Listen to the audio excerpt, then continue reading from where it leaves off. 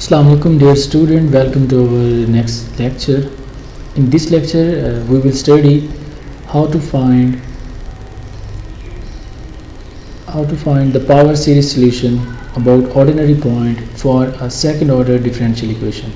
ठीक है, तो शुरू में अगर आप देखें इस differential equation y double dash जो है इसका कोफिशिएंट यहाँ पर क्या है, एक कांस्टेंट नंबर है, तो ये कभी ज़ीरो नहीं हो सकता। मतलब अगर आप a2 देखें तो इसका a2 क्या है, a2 इज़ इक्वल टू 1 है, तो 1 तो कभी ज़ीरो नहीं हो सकता। तो इसका मतलब है ये a2 कभी भी ज़ीरो नहीं हो सकता। तो जिन पॉइंट्स के लिए ये ज़ीरो हो जाता है वो सिंगुलर पॉइंट्स होते हैं, तो ये तो कभी ज़ीरो ही नहीं हो सकता। So there exist no singular points for this differential equation. तो बाकी सारे के सारे इसके क्या हैं, ऑर्डिनरी पॉइंट हैं। तो हम ज़ीरो के लिए कर सकते हैं, 1 के लिए कर सकते हैं, 2 के लिए कर सकते हैं। तो जो बेसिक क्राइटेरिया है तो हम अबाउट ज़ीरो ही करते हैं, और अगर हमें अबाउट ज़ीरो आ जाए तो बाकी हम तमाम पॉइंट के लिए भी निकाल सकते हैं। वो एक सब्स्टिट्यूशन करनी पड़ती है, वो एग्जांपल हम करेंगे। तो अभी हम power series solution about ordinary point zero करने जा रहे हैं। तो जब अबाउट ज़ीरो करते हैं तो हम y ये लेट करेंगे, ठीक है। पिछले लेक्चर में मैंने बताया था let y is equal to cn और x की पावर है। अगर आप इस इक्वेशन में देखें, इधर जहाँ y लिखा हुआ है, अब y की जगह हम ये पुट करेंगे, ठीक है। और फिर हमें क्या चाहिए, y का सेकंड डेरिवेटिव। तो हम इस y को 2 दफ़ा डिफरेंशिएट करेंगे।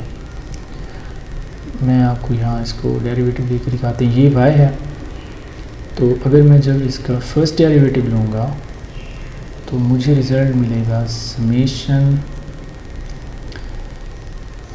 पहला डेरिवेटिव ले रहे हैं तो ये cn तो कांस्टेंट है, ये सेम रहेगा। x की पावर n का डेरिवेटिव क्या होगा, that is n x to the power n minus 1।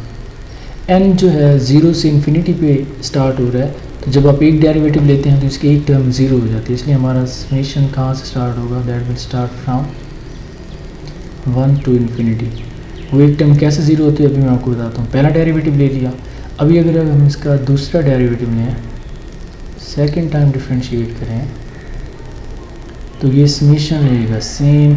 ये वाला cn भी एक कांस्टेंट है, ये रहेगा सेम, ओके।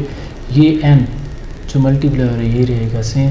सिर्फ किसका डेरिवेटिव आएगा, ये वाली टर्म जिसमें x इन्वॉल्व है, x की पावर n माइनस 1।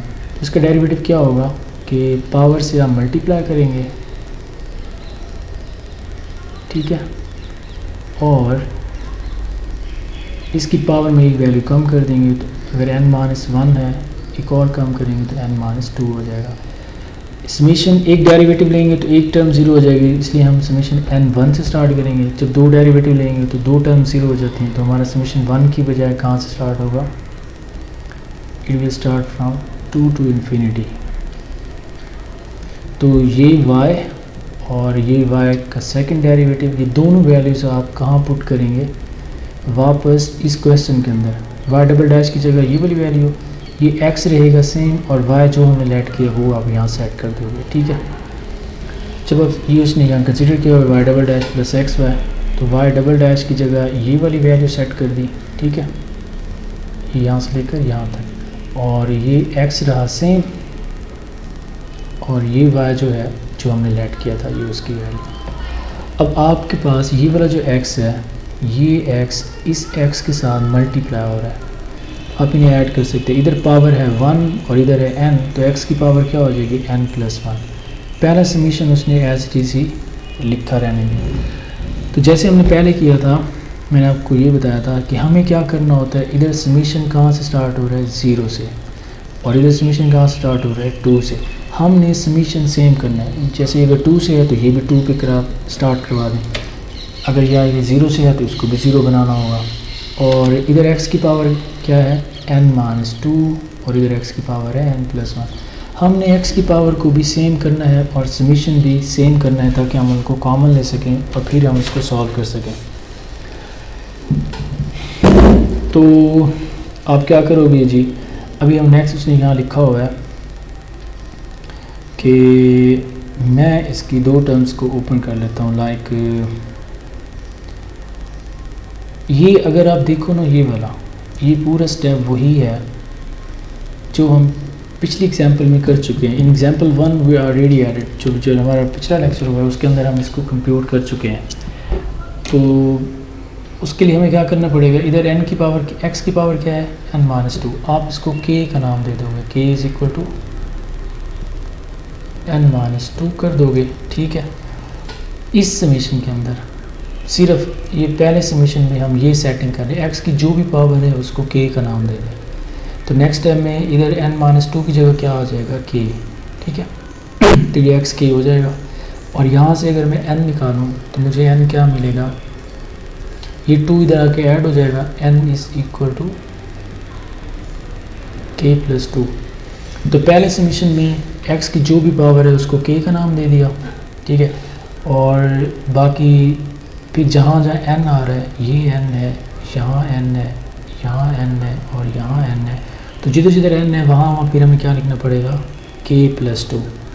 तो जब हर जगह n की जगह k प्लस 2 रखेंगे तो हमारा जो रिज़ल्ट है वो कुछ इस तरह का बन जाएगा पहले समीशन में।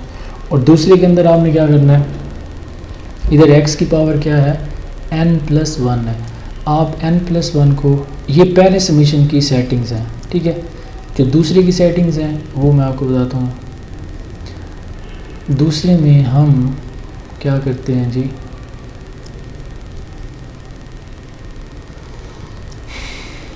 दूसरे समीशन में अगर आप देखें तो n की पावर क्या है, ये x की पावर n+1, आप इसको k का नाम दे दें, k is equal to n+1 कर दें। ठीक है, तो नेक्स्ट इधर क्या आ जाएगा, k, और फिर हमें चाहिए होगा ये वाला n और ये वाला n। तो यहाँ से इस सेटिंग में अगर आप n निकालें तो n हो जाएगा k माइनस,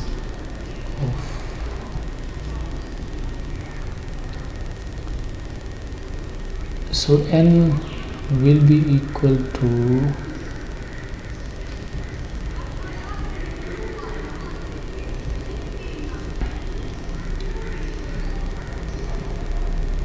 k माइनस 1। ठीक है, तो फिर जहाँ जहाँ ये n लिखा हुआ है वहाँ फिर हम k माइनस 1 सेट कर देंगे। तो हमें ये सेकंड समीशन की सेटिंग्स है, हर समीशन की आप अलग अलग से पुटिंग करेंगे, वो उस हिसाब से होगा। x की जो भी पावर होगी उसको k का नाम दे देंगे, फिर उस हिसाब से जो जो वैल्यू चाहिएंगे समीशन में सेट करेंगे। तो इससे क्या होगा, हमारा ये वाला और ये समीशन सेम हो जाएगा। ठीक है, और x की पावर भी सेम हो जाएगी। जब ये सेम हो जाएगा तो आपने समीशन कॉमन ले लेना है और x की पावर k को भी कॉमन ले लेना है। बाकी जो भी टर्म है, ये इसका कोफिशिएंट है x की पावर k का, उसको आपने किसके बराबर पुट कर देना है, उसको आपने सेट कर देना, क्योंकि ये सारी वैल्यू 0 के बराबर है तो ज़ाहिर है उसका ये वाला कोफिशिएंट भी 0 के बराबर होगा। तो इस सारे को हमने 0 के बराबर सेट कर दिया। ओके, और अगर आप इसका कोफिशिएंट निकालें C2, ये बेसिकली किसका कोफिशिएंट है, दैट इज़ x पावर 0 का कोफिशिएंट। जब कंपेयरिंग करेंगे कोफिशिएंट को तो x की पावर 0 का कोफिशिएंट इधर तो है नहीं, राइट साइड पे 0 है, तो ये 2C2 क्या हो जाएगा 0।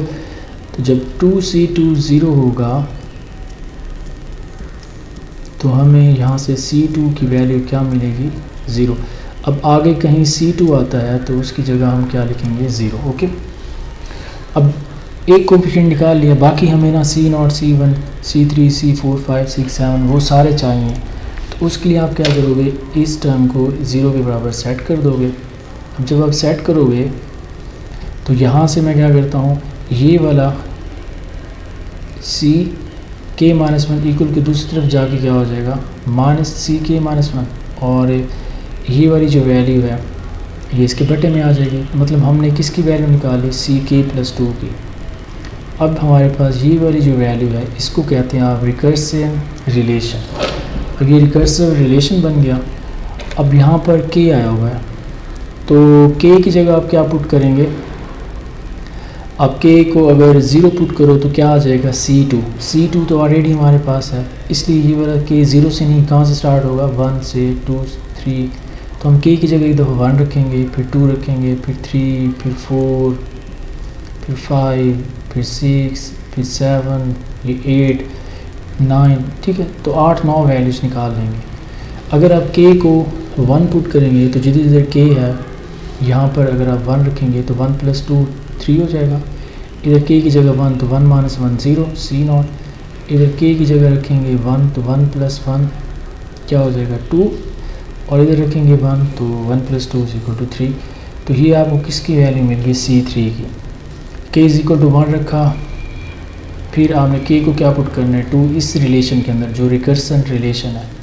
तो k की जगह आप 2 पुट करेंगे तो यहाँ 2 + 2 क्या आ जाएगा 4, और इधर k की जगह 2 रखेंगे तो 2 - 1 c1, और नीचे 2 + 1 k की जगह सिर्फ 2 रखना है, ठीक है। तो ये 2 + 1 3 और इधर 2 + 2 4, तो ये इस तरह बन जाएगा, तो ये c4 आ जाएगा। इसी तरह आपने जो है k को 3 पुट करना है तो c5 आ जाएगा, k को 4 पुट करना है तो c4 आ जाएगा, k 5 पुट करेंगे तो c5 आ जाएगा। इसी तरह आपके पास c6 आ जाएगा। अच्छा, जैसे जैसे आपने वैल्यूज़ निकालनी है तो बीच में अगर आप देखो जब आपने c5 निकाला तो यहाँ क्या आया हुआ है c2। अब c2 ऐसी वैल्यू है जो आप ऑलरेडी निकाल चुके हो, और c2 का आंसर हमारे पास क्या था 0, तो वो वैल्यू आपने डायरेक्ट पुट कर देनी है। जब यहाँ c2 आप 0 पुट करोगे तो c5 ऑटोमेटिकली क्या हो जाएगा 0। अब फिर आगे कहीं अगर c5 आता है तो c5 क्योंकि 0 आ गए तो वो आप आगे यूज़ कर देंगे, c5 0 है। ये देखें 8 के अंदर फिर क्या आ रहा है c5 हम निकाल चुके हैं 0, तो यहाँ 0 पुट करेंगे तो c8 भी 0 हो जाएगा। इसी तरह अब आगे कहीं c8 आता है तो उसका आंसर 0 है तो वो आप डायरेक्ट पुट करते चले जाओगे। इसी तरह 9 तक आप कर लें, ये 11c की 11 वैल्यूज़ आ जाएंगी। ये वैल्यूज़ क्यों निकाल रहे हैं, क्योंकि हमने इनको वहाँ पुट करना है जो हमने सॉल्यूशन लेट किया था। शुरू में हमने क्या लेट किया हुआ है, ये जो था ना सीरीज़ में हमने लेट किया था, मैं आपको यहाँ ओपन कर ये बता देता हूँ पहले।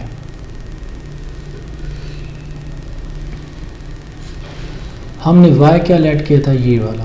अगर मैं इस y को इस तरह लिखूँ, ये है ना y, इसको ओपन कर लें। n कहाँ से स्टार्ट हो रहा है 0 से इन्फिनिटी, तो एक दफ़ा जहाँ जहाँ n है वहाँ 0 आ जाएगा। तो पुट करें y = n की जगह 0 हो जाएगा, तो ये क्या बनेगा c0 और x की पावर 0, फिर आएगा प्लस एक दफ़ा 0 लिखेंगे फिर 1 c1 और x की पावर 1, फिर क्या पुट करेंगे 2 तो c2 और x की पावर क्या हो जाएगी 2। इसी तरह आपने लिखना है जी c3 और x की पावर 3, फिर c4 x की पावर 4 और c5 x की पावर होगी 5 और ये c6 x की पावर 6। इसी तरह आप ये जो है c7 x की पावर 7, क्योंकि ये n जो है वो 0 से लेकर इन्फिनिटी तक जा रहा है, तो 7 8 9 10 ये अप टू 100 आपके पास ये चलती जाएगी सीरीज़, ठीक है। तो आप 10 11 इसकी वैल्यूज़ ओपन कर लें। अब यहाँ पर अगर आप देखो ये वही वैल्यूज़ आ रही हैं c1 c2 c3 c4 c5 c6 c7, क्योंकि हम लेट करते हैं कि ये y हमारा यही सॉल्यूशन है, तो हमने इसको ही फाइंड करना होता है। इसको आप तभी फाइंड कर सकते हैं जब इसके अंदर ये इसके जो कोफिशिएंट्स हैं c1 c2 c3 c0 इनकी वैल्यूज़ निकाल के यहाँ पुट करेंगे। तो इसलिए हमने वो रिकर्सिव रिलेशन बनाया। अब जितनी भी वैल्यूज़ निकालें वो इसके अंदर आप पुट कर दें। ये जो सारी वैल्यूज़ निकाली हैं c5 c7 c8 c9 c10, ये सारी की सारी वैल्यूज़ वापस ये वही जो भी मैंने ओपन किए ये उसने ओपन करके लिखी हुई है। ये बेसिकली यहाँ है x की पावर 0, x की पावर 0 1 होता है इसलिए नहीं लिखते, और इधर पावर क्या है 1, ठीक है। जितनी भी वैल्यूज़ हैं यहाँ पे ये c2 है c3 है c4 है 5 है 6 7 जो आपने कंप्यूट किए हैं अभी, ये ऊपर वाली ये सारी वैल्यूज़ ये 11 10 9 इन सब को यहाँ वापस पुट कर देंगे। तो जब पुट करेंगे तो जो भी आंसर आएगा ये इस तरह की लंबी चौड़ी एक इक्वेशन आ जाएगी। ये जो आंसर है ये बेसिकली आपका यही पावर सीरीज सोल्यूशन है। This is the power series solution. Okay, ये रिक्वायर्ड सोल्यूशन है। यहाँ तक लिख लें, बहुत है। अगर आप इसको समेशन की फॉर्म में लिखना चाहते हैं लिख सकते हैं, तो भी लिख लें। अगर अब यहाँ देखिए ना, एक टर्म में क्या है C0, एक में क्या है C1, फिर ये क्या C0, फिर है C1, फिर C0, फिर C1। आप क्या करें, एक दफ़ा C0 आ रहा है, एक दफ़ा C1 आ रहा है, तो C0 वाली टर्म्स को अलग कर लें और C1 वाली टर्म को भी अलग कर लें। उसने क्या किया, C0 लिखा है, तो C0 वाले जितनी टर्म्स हैं वो ये हैं, ये सारी की सारी C0 वाली टर्म्स हैं। ये आई है, इधर से 1 है C0 और इधर क्या होगा -1 ओवर ये 2.3x3। फिर अगली वैल्यू क्या है C0 की, ये है 1 ओवर 2, 3, 5, 6 और x की पावर 6, ये वही लिखा हुआ है। और जितनी C1 वाली टर्म्स थी, जैसे ये C1 है, ये C1 है और ये C1 है, C1 वाली टर्म्स को इकट्ठा कर लिया तो ये दूसरी सीरीज़ बन ली। उसने C0 वाली जो टर्म्स थी उनको इकट्ठा किया, उसको नाम दे दिया y1 का, और जो C1 वाली टर्म्स थी उनको इकट्ठा किया, उसको नाम दे दिया y2 का। फिर उसने यहाँ लिख दिया ये y = C0 कॉमन लिया, तो ये y1 सारा होगा और ये C1 लिखा और ये y2 की जगह ये सारी वैल्यू होगी। ठीक है, तो ये वही दो लीनियरली इंडिपेंडेंट सॉल्यूशंस हैं जो शुरू में हमने कहा था कि वो जो थ्योरम है existence for the power series solution about the ordinary point. और फर्दर आप ये जो 2, 3, 5, 6, 8, 9 की फॉर्म में लिखा हुआ है इसलिए लिखा जाता है ताकि हम इसको इजीली समेशन की फॉर्म में कन्वर्ट कर सकें। तो ये 1 लिखा रहने दिया। ये सारा एक्सप्रेशन अगर आप समेशन में लिखना चाहो तो इस तरह लिख सकते हो। तो अगर आप एक दफ़ा k की जगह 1 रखेंगे तो जिधर जिधर k है वहाँ 1 पुट कर दें तो ये पहली वैल्यू आ जाएगी। फिर k = 2 रखेंगे तो ये दूसरी वैल्यू आएगी, k = 3 रखेंगे तीसरी वैल्यू, इसी तरह ये चलता चला जाएगा। ये इसलिए लिखा जाता है ताकि हम इजीली इसको समेशन में कन्वर्ट कर सकें। दूसरी वैल्यू को भी उसने फिर सिमिलरली समेशन में कन्वर्ट किया हुआ है। तो ये आपने एक डिफरेंशियल इक्वेशन का पावर सीरीज सॉल्यूशन निकाल लिया about ordinary point 0। So thank you so much. अगर आपको कोई इशू है, कोई प्रॉब्लम है तो आप कमेंट कर सकते हैं। Kindly subscribe and share. Thank you so much.